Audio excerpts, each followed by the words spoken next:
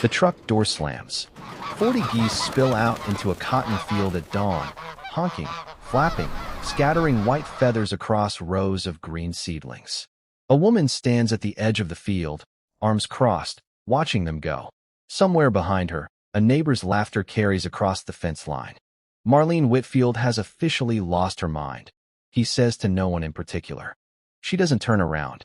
She just watches the geese spread through her cotton like a strange white tide, and for the first time in months, she smiles.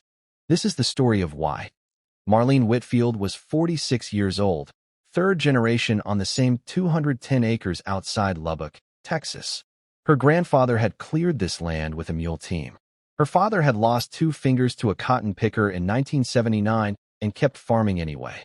Marlene had his hands, rough, sun-cracked, always moving, and his stubbornness too. She'd taken over the farm 11 years earlier, after her father's heart gave out in the middle of a July harvest. She never went back to town after that. Not for good, anyway. But this particular spring had been brutal. Herbicide prices had climbed nearly 40% in 2 years. Pigweed, the kind that mutates faster than chemists could keep up with, was choking her rows no matter what she sprayed. Her bank account was bleeding, and her banker, a polite but unsentimental man named Curtis Reyes, had started using words like restructuring and next season's viability. "You're spending more to kill weeds than you'll make selling cotton," he told her, sliding a folder across his desk.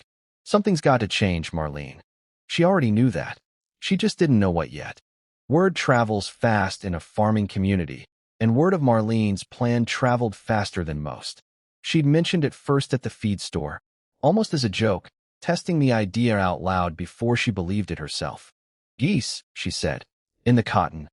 The men behind the counter went quiet, then burst out laughing. Not cruel laughter. Exactly.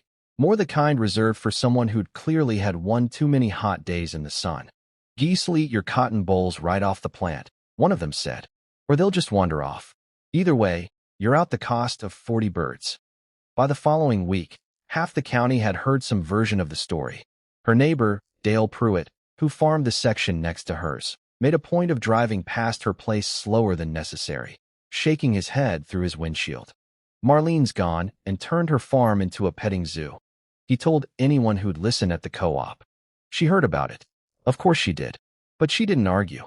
She'd learned a long time ago that explaining yourself to people who've already made up their minds is like spraying herbicide on a drought, a waste of good resources. The idea hadn't come from nowhere. Months earlier, deep into a sleepless night of searching for anything that might cut her herbicide bill, Marlene had stumbled across an old agricultural extension bulletin about weeder geese, a practice that had quietly existed for decades in cotton country before synthetic herbicides took over in the 1950s. The logic, once she understood it, was almost embarrassingly simple. Geese are grazers by nature. They love tender grasses and broadleaf weeds, the exact plants competing with cotton for water and nutrients.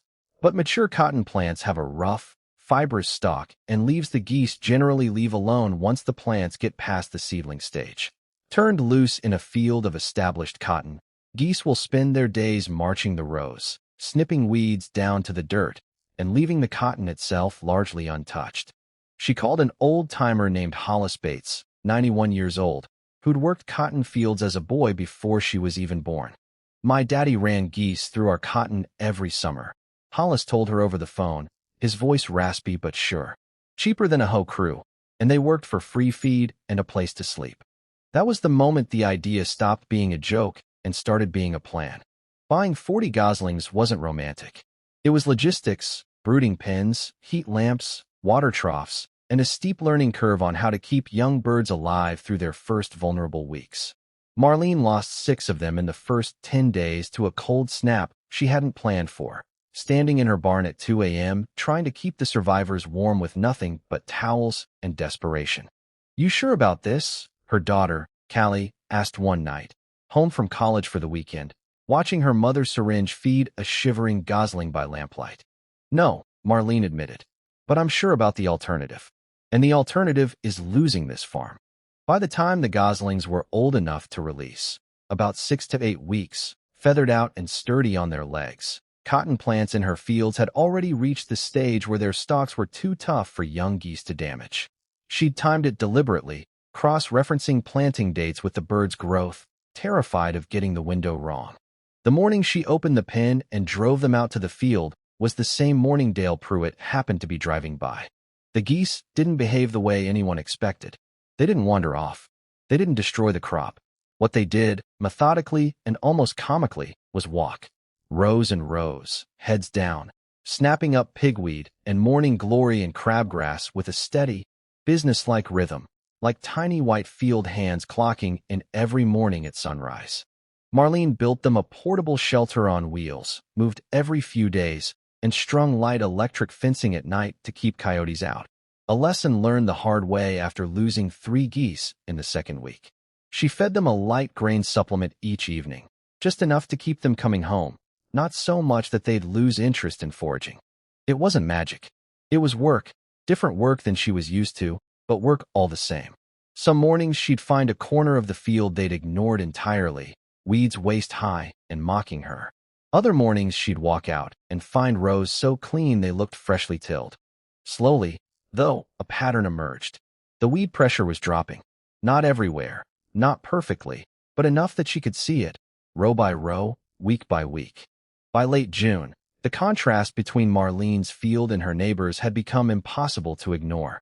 Dale Pruitt's cotton, sprayed on the standard schedule, was still fighting a losing battle against resistant pigweed creeping in from the field margins. His herbicide bill for the season had already outpaced his budget, and he was making a second pass with chemicals that weren't working as well as they used to. Marlene's field, by comparison, was clean between the rows, the soil visibly darker and looser where the geese had been working, their foraging disturbing the crust just enough to help rainfall soak in, their droppings quietly adding nitrogen back into the ground. She hadn't sprayed a single herbicide application since release day. Her cost sheet told the story better than any argument could have. Herbicide spending down. Labor for hand weeding gone entirely. The only new cost was feed and fencing, and it was a fraction of what she'd have spent fighting weeds the old way. "How's the petting zoo?" Dale asked her one afternoon at the gin, but there wasn't much bite left in it. "Thriving," she said. "Come see for yourself." By harvest season, the county had stopped laughing. Marlene's cotton came in heavier than it had in 3 years. Not because the geese had worked some miracle, but because her plants hadn't spent the summer competing with weeds for water, sunlight, and nitrogen. Clean fields meant healthier bowls. Healthier bowls meant a better yield at a fraction of her usual input cost. Word got around fast, the way it always does in farm country, except this time, it wasn't mockery traveling the grapevine. It was curiosity. Dale Pruitt was the first to show up at her gate, hat in hand, looking a little sheepish. "All right, Marlene," he said. "Tell me about the geese." He wasn't the last. Over the following weeks, half a dozen neighboring farmers made the same walk up her drive. Men who'd laughed loudest back in the spring, now standing in her field asking real questions about brooding schedules and release timing and how many birds per acre. Marlene answered every one of them. She'd never been the type to gloat, and she wasn't about to start now. She'd just been the type to try something everyone else was too afraid to. Standing at the edge of her field that October, watching the last of the cotton get stripped and baled, Marlene thought about her father, about the stubbornness he'd handed down to her, and the land he'd trusted her to keep alive. She hadn't reinvented farming. She'd just remembered something the industry had forgotten, that sometimes the oldest answers work better than the newest chemicals, if you're willing to look foolish long enough to find out. The greatest breakthroughs often begin with an idea everyone else laughs at.